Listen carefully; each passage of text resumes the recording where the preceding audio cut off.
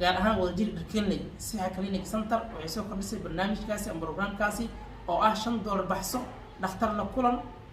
maaragtay daawo lacag la'aan ku hel baaritaan lacag la'aan ku hel intaas aad u qabanaa xaruntii waxay u furan tahay dadweynaha ku dhaqan deegaanweynaha Madiina gaar ahaan wadajir dharkeenley maanta waxaan ku suganahay xarunta Siha Clinic Center waxaan soo booqday Dr. Hussein Ali Ciise oo ku soo booqday xaruntiisa Siha Clinic Center waxaan weydiin doonaa insha Allah su'aalo ku saabsan macnaha wuxuu qabto iyo daawooyinka halkan laga keeno iyo xaruntiisa halkan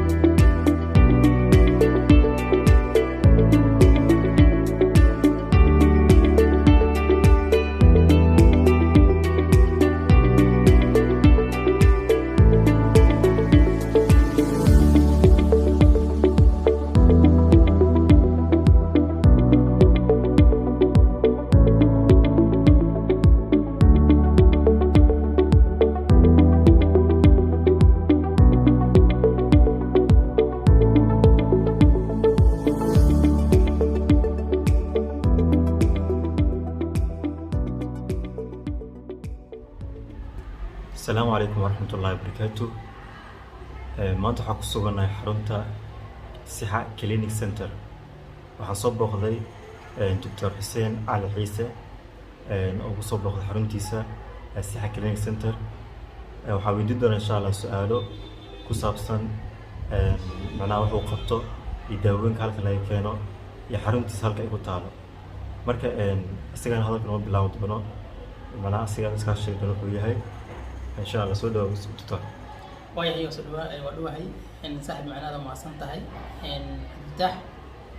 sidii waxaan aad maanta noogu soo booqatay xaruntan lagu magacaabo Sixa Clinic Center oo ku taala degmada Dharkeenley gaar ahaan xaafadda Kaawgudi. Kaawgudi waxay kaga taalaa haddii niman buuxa aan ka bixiyo halka loo yaqaano suuqa Jirirta. Sidoo kale waxay qabataa maaragtay howlo kala duwan haddii aan lahayd bukaan socod eegto oo loo yaqaano outpatient department. Sidoo kale xaruntu waxay leedahay farmashi isla markaasi farmashi heerkii loogu talagalay dhanka daawada in lagu keediyo.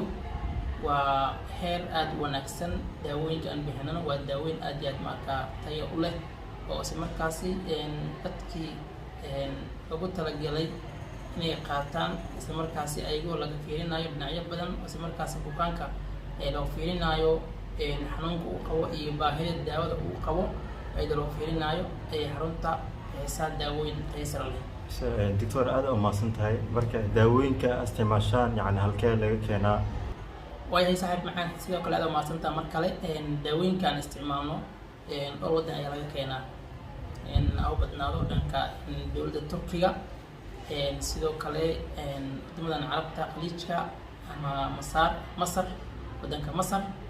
sidoo kale Africa iyagana way ka yimaadaan iyo Asia.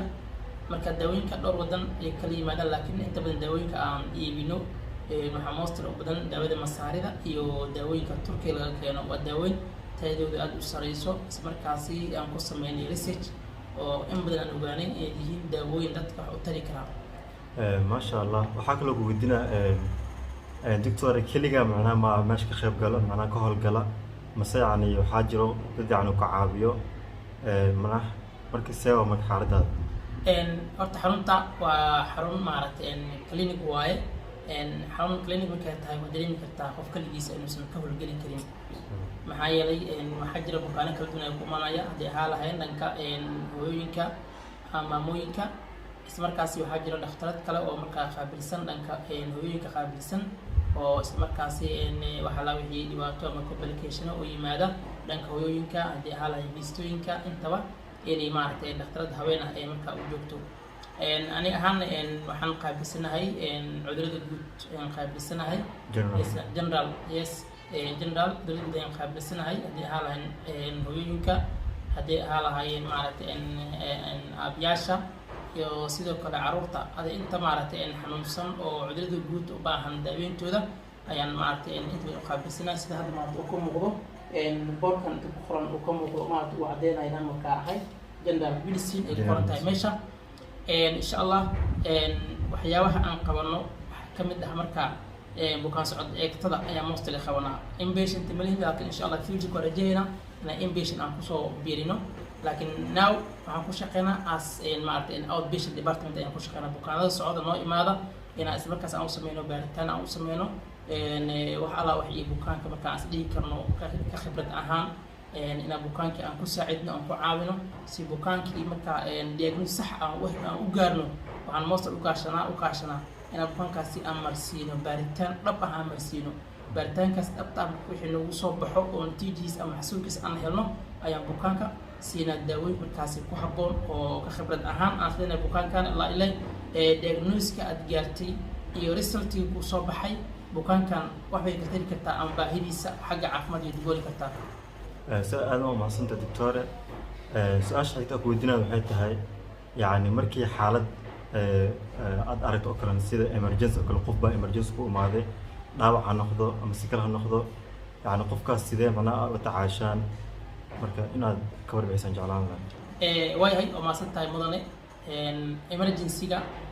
dhowr qab ayuu noqon karaa horta. haddii kuwan ku hormaro emergency-ga dhanka dhaawac marka loo fiirinayo laba siyab ayuu noqon karaa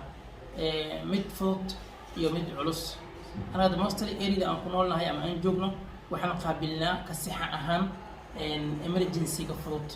waxaa yeelay meesha hospital oo complete maahan laakiin future inta la rajeynaa Sixa hospital inaan ka dhigno laakiin hadda waxaan nahay clinic ayaan nahay dhaawacyada fudud sidoo kale waan qabanaa waan daaweynaa wax alla wixii u baahdo tiriimo u baahdo wax alla wixii u baahdo maartay inay daawooyin u baahdo waan qabanaa waan u sameynaa sidoo kale kuwa aan aragno inay yihiin xaalad degdeg ah waan firgaleynaa isbitaalada ayaan u dirnaa sababtoo ah caafimaadka sidiisaba wuxuu ku jiraa haddii aad shaygan baahis qofka aan dawoodi karin inaadan si haysanin aad gudbiso moosteed waa aragtaan markii maaragtay dhibaato ay timaado oo bukaan isbitaal la geeyo waxaa la inta badan isbitaalkan wax looguma qaban karo qofkan waa in dibadda loo qaadaa ama dalka wax looguma qaban karo waa in dibadda loo qaadaa waayo maxaa loo dhahay waxay tahay bukaankan baahida uu qabo isbitaalka ma yaalo si lagu daaweyn lahaa marka meesha uu ka heli karo ismarkaasi naftiis lagu badbaadi karo in qofka loo refergareeyo marka anaga waxyaabaha culus waa refergareynaa waxaa kaloo ku weydiinaya ma jira yacni daawooyin ama yani waxyaalo kale aad free ku bixisaan saxaa maasan tahay horta xarunta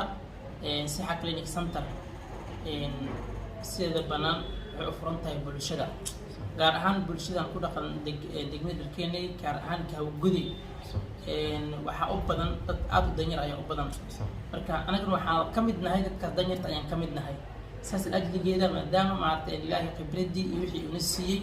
inaan dadkii haddana aan ugu dadaalno anaga wax ma baranin inaan dadka maartay aan ka macaashno sidoo kale mid ah meesha uma furin dadka inaan ka macaashno waxaan meesha u furnay oo maartay aan u maalgelinay oo haddana maartay aan ka dhaweynay waxay tahay inaan dadka maartay dad inta yar oo haddana maartay waxba aan haysanin inaan maartay xarunta kusoo dhaweyno sidoo kale xarunta waxaa hadda lagu soo kordhiyey oo maartay in muddo ah socotay programkan maartay qofka inuu iska bixiyo maartay lacagta dhakhtarka oo $5 oo kaliya ah $5 oo kaliya ah la iska bixiyo baaritaan loo sameeyo iyo maartay macal daawooyinka in qofka si free ku siino halka meelaha qaar maartay baaritaanada iyo maartay baaritaan kaligiisa lagu qaato $30 $40 lagu qaato anaga waxaan sameynay qiimo aad u jaban sababtoo waxay tahay deegaanka aan ku noolnahay ayaa wuxuu yahay deegaan dadka degan aad u nugul oo haddana baahi caafimaad aad u badan qaba sidaas ajligeeda maadaama anaga maartay ilaahay maartay xirfadda noo dhiibay oo haddana maartay xaruntii maartay maamulkeeda aan nahay waxaan ku gaarnay dadkaasi inaan maartay macaashka laga raadinin isla markaasi inta karaankeeda waxaan qaban karo inaan u qabano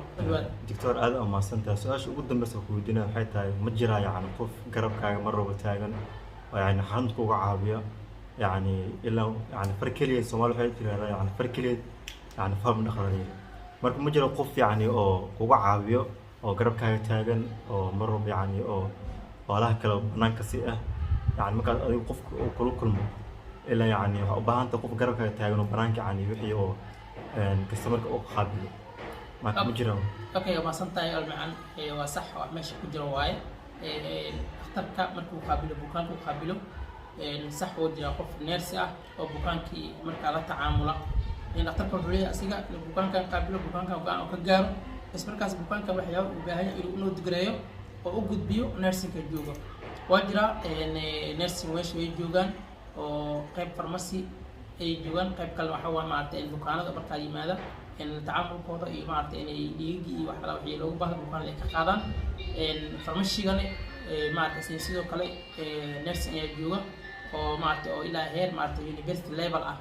ayaa jooga oo markaa bukaanada la tacaamula oo waxa la wixii daawo dhakhtarka u qoro si sax u siiya si saxna u sharxa marka meesha kaliya ku mihi meesha kalkaleed ayaa joogo